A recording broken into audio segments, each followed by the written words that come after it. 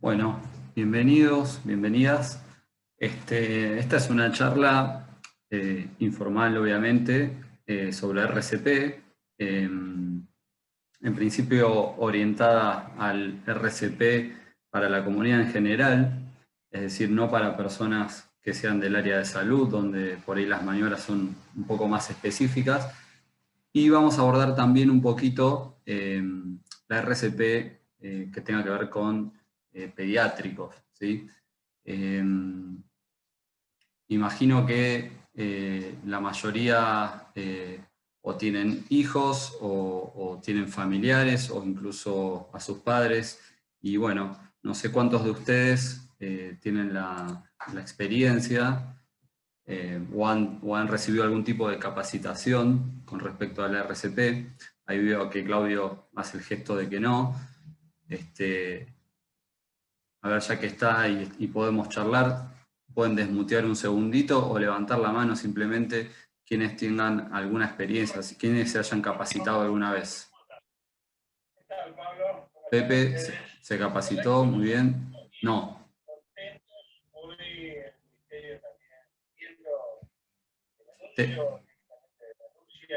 No te estoy escuchando, Pepe, con el micrófono, pero hagamos esto.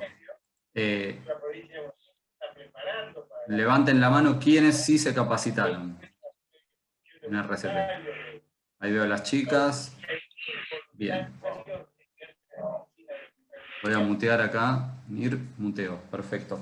Bueno, entonces calculo que a la mayoría les va a servir la información y a los que ya hayan hecho alguna capacitación, bueno, siempre está bueno recordar. Esta capacitación está dentro del marco de un instructorado que estoy haciendo, que corresponde al EPSA, un instructorado de salvamento, y también es de RCP. Así que, bueno, espero que les sirva. Voy a pasar a compartir pantalla y vamos a arrancar ya con la capacitación. Cualquier pregunta que pudiera surgir mientras yo voy charlando, voy haciendo la exposición, ustedes pueden desbloquear el micrófono, aprovechemos que no somos tantos, y hacen la pregunta que consideren necesaria. ¿Sí? La idea es que sea dinámica, no los voy a tener acá 2 horas, pero bueno, que sí no se queden con dudas, ¿no? Esa es también la idea. Así que comparto pantalla.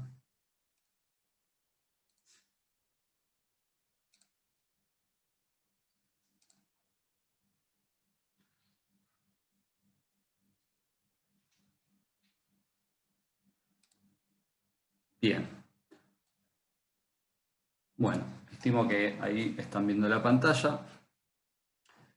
Entonces, les contaba que esta capacitación es parte de un instructorado de salvamento que corresponde al EPSA, y les cuento un poquito sobre mí. Mi nombre es Adrián Gamarra, soy guardavías, trabajo en el Partido de la Costa y formo parte de SADENI, que es un equipo de salvamento deportivo y de entrenamiento integral, donde además de entrenar las cualidades del salvamento en sí, bueno, también nos dedicamos a brindar capacitaciones, hacemos trabajos que hacen referencia también a los cuidados ambientales y diferentes actividades. Así que si en algún momento quieren chusmear después nuestra página, les voy a pasar el Instagram también para que lo puedan ver. Bien, vamos a arrancar entonces. Lo primero es mostrarle algunas imágenes y me gustaría como que reflexionen al respecto a ver qué les genera. ¿Y cómo yo no te veo ahí?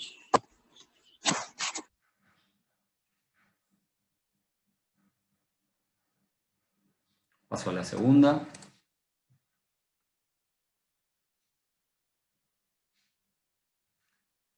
Bien. Básicamente tenemos 2 personas, 2 adultos, una mujer primero, ¿sí? Joven, con un infarto agudo del miocardio. ¿Sí? Mayormente, no sé si les pasa, pero tendemos a pensar que los problemas cardíacos o los infartos más bien tienen que ver con gente ya avanzada en edad, ¿no? Quizás de 50 en adelante, pero esta persona debe tener prácticamente 30 años y sin embargo también puede sufrir un infarto agudo del miocardio. Y también tengamos en cuenta que si bien las estadísticas indican que somos los hombres los que más sufrimos falencias cardíacas y podemos llegar a sufrir infartos, bueno, las mujeres también están dentro de ese grupo, no están exentas. Acá ya un adulto de, podríamos decir, quizás 50 años o un poco más, con también la misma afección, ¿sí? Entonces, hablando un poquito de esto, la pregunta es, ¿qué es el paro cardiorrespiratorio? Quizás algunos lo sepan, quizás otros no, pero básicamente es el cese global de la circulación, ¿sí? Es decir, el corazón deja de bombear sangre a los órganos vitales y por eso es que se produce un colapso, ¿verdad? Deja de haber respiración y la persona cae en estado de inconsciencia. Se diagnostica por la ausencia de respuesta neurológica. Es decir, la persona no responde a los estímulos, ¿sí? No responde, no respira, mayormente, obviamente, va a estar inconsciente, ¿sí? Y no va a tener pulso, ¿sí? Entonces, no hay respuesta neurológica de ningún tipo. Denme un segundito que estoy admitiendo gente, por eso me detengo un poco en el speech. A ver. Bien. Bien, el paro cardiorrespiratorio es el responsable de más del 60% de las muertes por enfermedades del corazón, ¿sí? Es la principal causa de muerte en los adultos. Y dentro de esta cifra, ¿sí? Voy a silenciar el micrófono, ahí está. Dentro de esta cifra, el infarto agudo del miocardio, ¿sí? Es la que prima, es una situación muy típica dentro de lo que es un paro cardiorrespiratorio. Ahora les voy a pasar otras dos imágenes para que también veamos qué les genera. Va la primera.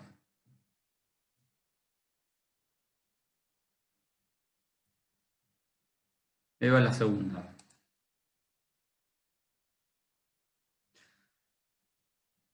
La muerte súbita, ¿sí? Quizás alguna vez han oído hablar de la muerte súbita. Ha ocurrido muchas veces en el ámbito de los deportistas de alto rendimiento. Quizás alguna vez en algún noticiero han visto que un jugador de fútbol, ya sea en un entrenamiento o en un partido incluso, se desploma, ¿sí? Lo mismo puede suceder, no es lo típico, por supuesto, y por suerte, pero también puede suceder en lactantes y niños, ¿sí? ¿Qué es la muerte súbita? Se llama muerte natural también. ¿Por qué? Porque no hay participación de episodios violentos. De causa cardiovascular, se produce de forma inesperada y sin una causa aparente. Es decir, la persona de repente se desploma, sufre un colapso súbito, pierde la conciencia, el pulso y la respiración, ¿sí? ¿Por qué es importante saber esto? Porque lo que es clave en estas situaciones es que nosotros podamos actuar rápido. Ahora vamos a ir viendo cómo, ¿no? Cuáles son los primeros auxilios que nosotros podemos hacer como comunidad, como primeros respondientes. Algunas estadísticas.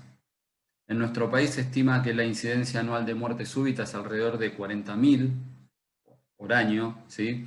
1 de cada 5 personas mayores de 40 años sufre algún problema cardíaco. 1 de cada 5, es un montón. Creo que acá en la sala habemos varios mayores de 40, así que estamos dentro de estas estadísticas. ¿sí? Otros datos que alarman es que se estima que el 20% de los mayores de 40 años tendrá algún problema cardíaco, esto tiene que ver con este número que decíamos recién, y que en nuestro país el 55% de la población es sedentaria, el 37% padece sobrepeso, el 21% sufre obesidad, ¿sí? Y además, 1 de cada 3 personas es hipertensa. O sea que son datos realmente alarmantes. ¿Cuáles son las causas más frecuentes de un paro cardíaco? Como dijimos recién, el más frecuente de todos es el infarto agudo del miocardio, ¿sí? Básicamente las enfermedades cardíacas, ¿sí? Pero dentro de esas enfermedades, de esas cardiopatías, el infarto agudo del miocardio es la principal. La fibrilación ventricular, la muerte súbita, que es lo que hablamos recién, y después tenemos el accidente cerebrovascular, emergencias respiratorias. ¿Por qué? Porque si una emergencia respiratoria no es tratada, pongamos como ejemplo un ahogamiento o un cuadro de asfixia, si esa emergencia respiratoria no es tratada, va a devenir luego, primero va a haber una parada respiratoria y luego va a devenir en un paro cardíaco. Los traumatismos, es decir, por ejemplo, accidentes viales, ¿sí? Los traumatismos también son una causa frecuente de paro cardíaco. Sobredosis de drogas, electrocución, reacciones alérgicas, hipotermia. Recién hablamos un poquito de las estadísticas y dentro de esos factores de riesgo para los que tenemos más de 40 años y formamos parte de esta estadística, tenemos factores que no son modificables, como la edad, el sexo y la historia familiar, es decir, nuestro ADN, ¿no? Es decir, si tenemos dentro de nuestra familia personas que tienen un historial con cardiopatías o han sufrido paros cardiorrespiratorios o algún tipo de enfermedad cardíaca, bueno, tenemos que estar más atentos y hacer los chequeos correspondientes a conciencia. Pero tenemos los factores modificables como el colesterol elevado, diabetes, estrés, hipertensión arterial, obesidad, tabaquismo y sedentarismo. Todos estos factores sabemos que mejorando nuestros hábitos de vida, ya sean alimenticios como también hábitos que tengan que ver con practicar algún deporte, ¿sí? Van a hacer que nos saquen de alguna manera de estas estadísticas que no nos favorecen. Bien. ¿Qué podemos hacer con todo esto que estamos charlando? ¿Sí? ¿Dónde entramos nosotros como comunidad? ¿Sí? Esta es la cadena de supervivencia extrahospitalaria en adultos, ¿sí? Y nosotros somos eslabones fundamental, sobre todo en los 2 primeros eslabones, ¿sí? La cadena siempre se lee de izquierda a derecha y cada eslabón es importante, pero justamente al estar conectados tenemos que entender que si no sucede el primero, no va a suceder el segundo y así. El primer eslabón fundamental es el reconocimiento de, en este caso, un paro cardiorrespiratorio y la activación del sistema de emergencias. En nuestro distrito, en Buenos Aires, mayormente el número de emergencias médicas es el 107, el 107, que es el SAME, ¿sí? Lo mismo en Capital. Pero tengamos en cuenta respecto de esto que es importante conocer el número de emergencia del lugar donde trabajo. Si ustedes tienen la posibilidad de trabajar o en un club, o en una empresa, o en una fábrica, ¿sí? Y cuentan con un servicio de emergencias médico, tienen que tener muy a mano, ¿sí? Aprendido quizás de memoria, agendado en el celular, en un cartel grande y visible, tienen que tener a mano ese número, ¿sí? Si no, sabemos que el 107 en nuestro caso es el número de emergencias. Podríamos llamar al 911 también, pero el 911 mayormente se utiliza para otro tipo de emergencias y lo que va a hacer es va a tomar ese llamado y se va a comunicar con el sistema de emergencias, que es el 107. Entonces, para evitar ese paso, lo mejor es activar el sistema de emergencias llamando al 107 o indicándole a alguien que llame, ¿sí? Esa es la otra posibilidad. ¿Por qué es importante esto de llamar? Porque aunque yo sepa hacer las maniobras de RCP de alta calidad, como plantea acá la figura, ¿sí? En el caso de muertes súbitas o paros cardiorrespiratorios, si no accedemos, si esa persona no accede a un desfibrilador externo automático o a un desfibrilador externo semiautomático, tiene muy pocas probabilidades de sobrevivir. Sin embargo, por el contrario, si nosotros empezamos una RCP de alta calidad lo más rápido posible y activamos el sistema de emergencia lo más rápido posible, quizás tengamos la suerte de que ese desfibrilador venga rápidamente y entonces justamente las posibilidades de supervivencia de esa persona aumentan radicalmente, ¿sí? Entonces nosotros lo que tenemos que entender es que aunque sepamos las maniobras, lo primero es activar el sistema de emergencia y solicitar un DEA. Una vez que hagamos eso, vamos a empezar nuestras maniobras esperando a que venga el sistema de emergencia, que es el soporte vital avanzado, con un desfibrilador. ¿Por qué está este eslabón aquí y no forma parte de este eslabón, del cuarto eslabón? Porque también puede pasar que en el lugar donde trabajo también haya un desfibrilador.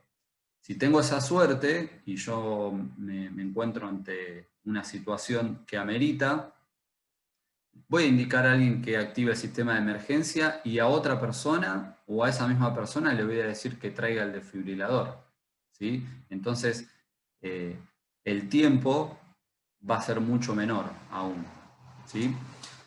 Bueno, después va a venir el soporte vital avanzado.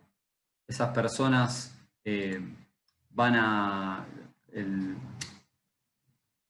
personal, digamos, de emergencias médicas se va a hacer cargo de esa situación y van a empezar los cuidados de posparo cardíaco ya en un centro de emergencias. Y por último, el último eslabón es el de recuperación, el que tiene que ver también con una asistencia psicológica y de cuidados, además, ya una vez que esa persona salió quizás del hospital, ¿sí?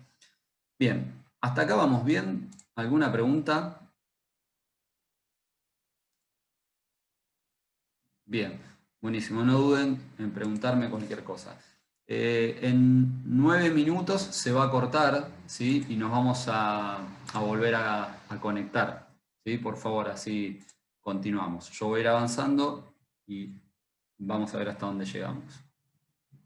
Perfecto. Vamos a meternos entonces directamente en el RCP. ¿Qué es RCP? Es la reanimación cardiopulmonar y son las maniobras que debemos realizar cuando detectamos que una persona se encuentra en parada cardiorrespiratoria, ¿sí? Y como vimos recién, es el segundo eslabón de la cadena de supervivencia.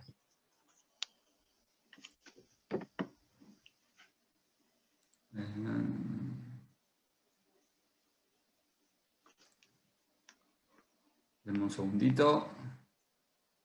Voy a mutear, hay un mic. Ahí está. Bien.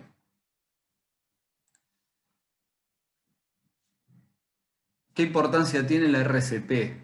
¿Sí? Es sumamente importante, pero es sumamente importante que sea temprana, es decir, lo antes posible, que ocurra lo antes posible. ¿Por qué?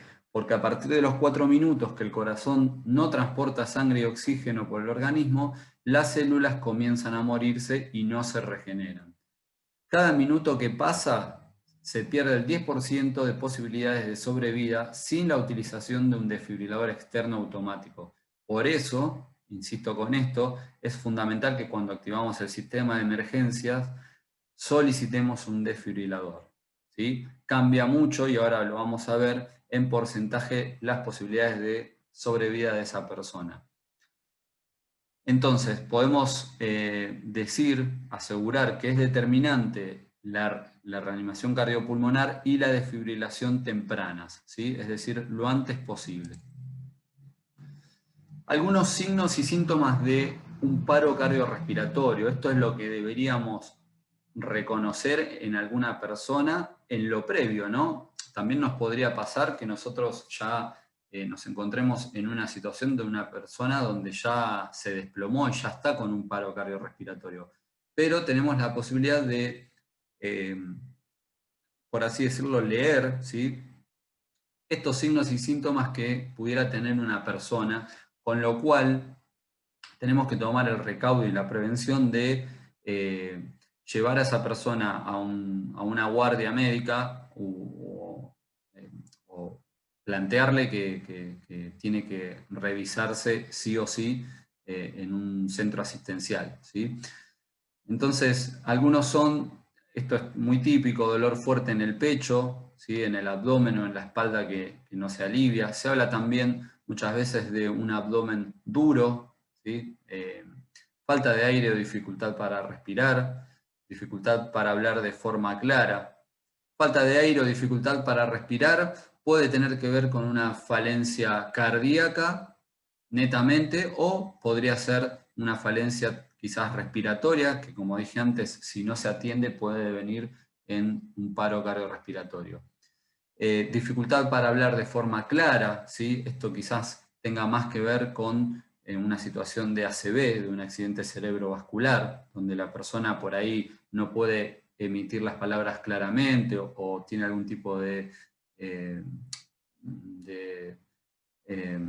como de deformidad de un lado de la cara, suele pasar eso, o no puede levantar un brazo, ¿sí? Hormigueo en el brazo izquierdo, este síntoma también es muy típico. Palidez y cansancio excesivo, ¿sí? Una persona que no suele estar de esta manera está quizás hace ya varias horas de esta forma y resulta que está sufriendo pequeños infartos. Náuseas y mareos frecuentes, fatiga, sudoración fría, ¿sí? Son cuestiones que quizás uno las lee y no revierten mayor... uno pensaría que no revierte en mayor emergencia, pero insisto, esto es lo previo, es lo que yo tengo que tratar de ver para adelantarme a un posible paro cardiorrespiratorio, ¿sí? Entonces, ante cualquiera de estos signos, lo que puedo hacer es activar el sistema de emergencia, ¿sí?, para que ya llegue el sistema de emergencia, el equipo profesional evalúe a esa persona.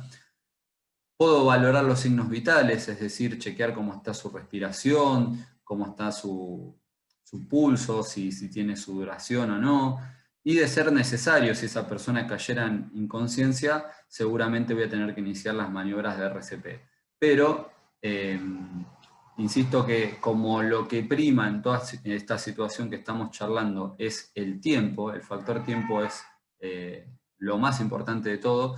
Si yo me anticipo y puedo trasladar a esta persona a un centro médico o activo el sistema de emergencias rápidamente, entonces es muy probable que no llegue esa persona a un paro cardiorrespiratorio, o que si llega a un paro cardiorrespiratorio ya está siendo atendida por el personal médico profesional.